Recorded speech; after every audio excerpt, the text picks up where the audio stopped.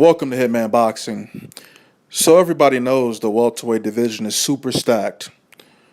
We got Keith Thurman, Danny Garcia, Shawn Porter, Manny Pacquiao, Errol Spence Jr., possibly Kell Brook. We got a lot of guys at 147 who mean business and shit, right? But let's talk about Keith Thurman for a minute.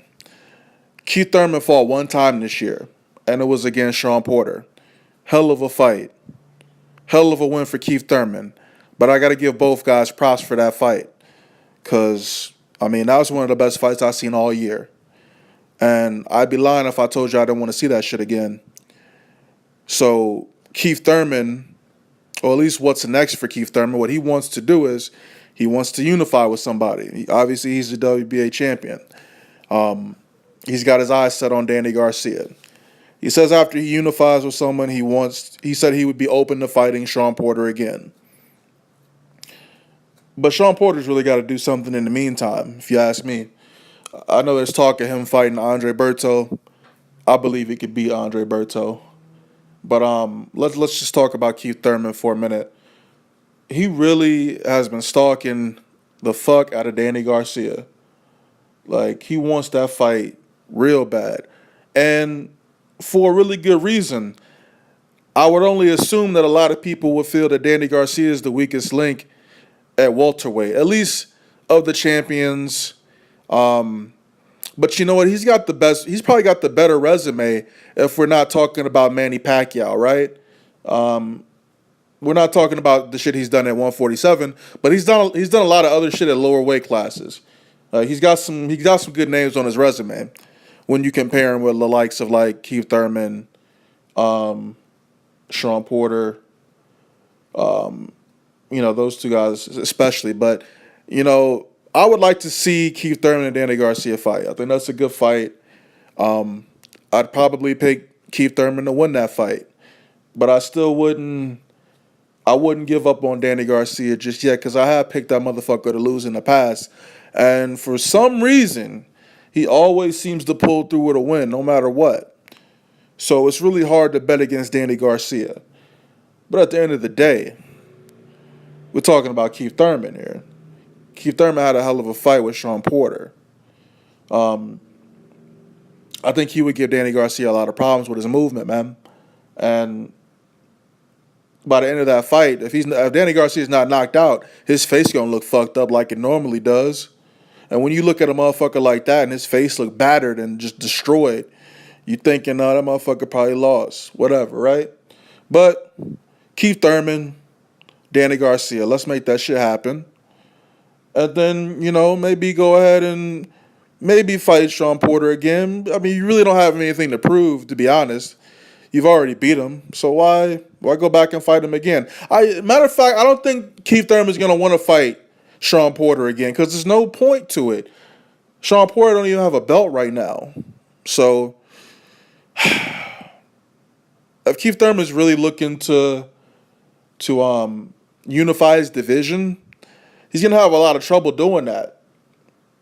Let's say he fights Danny Garcia. Let's say he beats Danny Garcia. He got the WBA and WBC championship, right? Now, the other belts, what is that? Jesse Vargas, Pacquiao fighting for the WBO title. We all expect Manny Pacquiao to win that fight, but do you really think he's going to fight Keith Thurman? I don't think so. So that fight's probably off the table. Then let's look at the IBF. Most likely that's going to be Errol Spence if Kell Brook chooses to vacate that title. I think they're supposed to be making a decision on that shit in a couple of days, but then you got Errol Spence. I don't know if Keith Thurman would be willing to fight Errol Spence, and I'm just being honest. The one thing that Errol Spence has on the side is he's probably got the highest rated fight on PBC, right?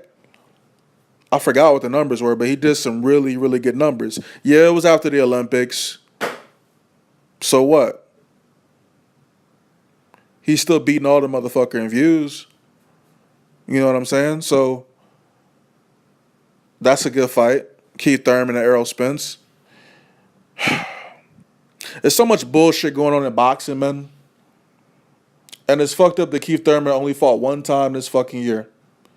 And now he's definitely not fighting for the rest of the year because of that cut or some shit he had over his eye. You know, I thought he was gonna be forced to fight that other WBA champion. I don't forgot the motherfucker's name. Is it Panamarev or some shit? I don't know. But let me know what y'all think. You think Danny? Well, you know what?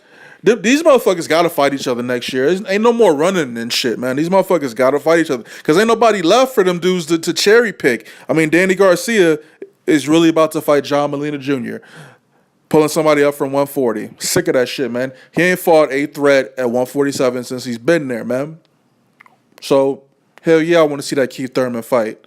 And I enjoy that shit talking before the fight between Angel and Thurman. So, you know, hopefully that fight gets made next year. I mean, 2017 gonna have to show me some shit.